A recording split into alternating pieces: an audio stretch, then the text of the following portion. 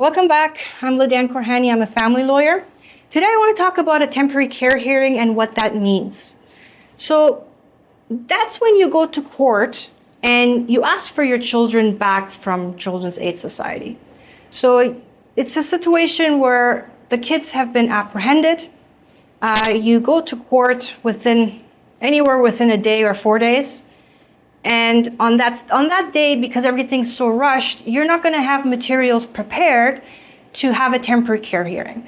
So usually what you do is you would book it for 2 or 3 weeks away.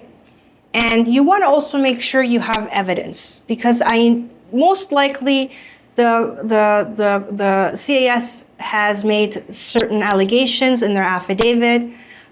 Some of these allegations may not be correct, may not be accurate, and you want to refute them. So if you're ready and you have evidence and you can prove certain things, then bring the temporary care hearing. Bring it right away. You don't want to wait too long, because then the status quo kind of begins to kick in with the child. So you don't want to wait 6 months or a year. You want to do it sooner than that. So if you have a temporary care hearing, what that means is you need to respond to the affidavit that you have been served with. If you wait 2 or 3 months, usually the society gives you an updated affidavit or serves you with a different affidavit just to provide an update as to what's going on. But if you're having a temporary care hearing right away after the first appearance, then the affidavit that you were served with along with the application, you need to respond to. So the application is a response that's a different response. That's the response that I indicated in a different session, where you need to do an answer and plan of care. So you are only responding to the affidavit when it comes to a temporary care hearing.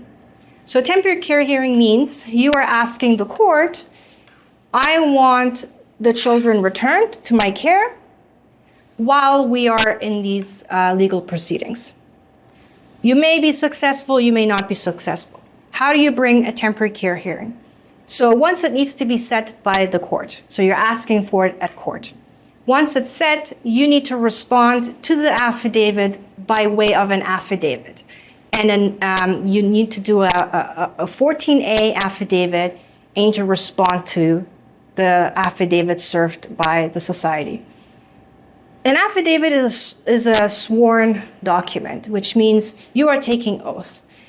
Everything you write in there, it has to be true, and it has to support the best interest of the child. You need to show that it is in this child's best interest to be living with you. The Form 14A, when you get that on ontariocourtforms.on.ca, you'll see that it's only 2 pages. You can add pages to that. And if you have evidence such as they're making allegations, let's say that you are taking drugs, or and you decide to go and do blood work for 3 weeks, 4 weeks to show that you're clean, that it's inaccurate, you can add what's called exhibits. Okay, so you can add exhibits. It goes at the back of the affidavit along with a form that says exhibit. So it's going to be an exhibit A, it can be an exhibit B, it can be an exhibit C. So when you go and get this affidavit commissioned you can get it for free at the courthouse, or you can go to a paralegal or a lawyer. Those exhibit sheets need to be signed as well by the commissioner of oath.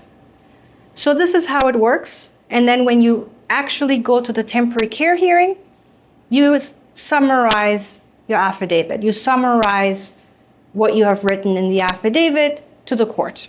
And then the court will make a decision. Thank you. Until next time.